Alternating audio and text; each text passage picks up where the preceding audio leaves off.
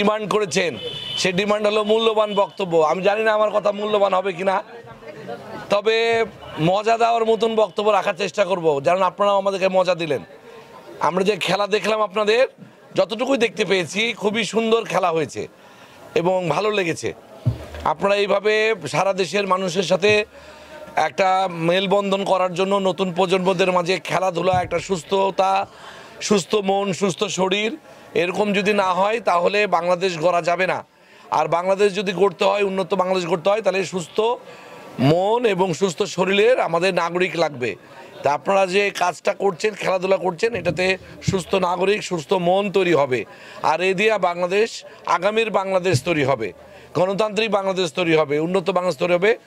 ধন্যবাদ জানাই এই পর্যায়ে আমাদের মাঝে যারা উপস্থিত আছেন, আমাদের কৃষক দলের কেন্দ্রীয় কমিটির সহ সাংগঠনিক সম্পাদক ওয়াদুদ হাসান পিন্টু ভাই, আমাদের মাঝে উপস্থিত আছে পবা কৃষক দলের উপজেলার সাধারণ সদস্য সচিব আলমগীর হোসেন, এই ইউনিয়নের সদস্য সচিব সাধারণ সম্পাদক আবুল কালাম আজাদ, আমাদের সকল পর্যায়ের নেতৃবৃন্দ উপস্থিত, আপনাদেরকে জানাই এবং যারা খেলাধুলা করেন সবাইকে আমার পক্ষ থেকে শুভেচ্ছা ও অভিনন্দন।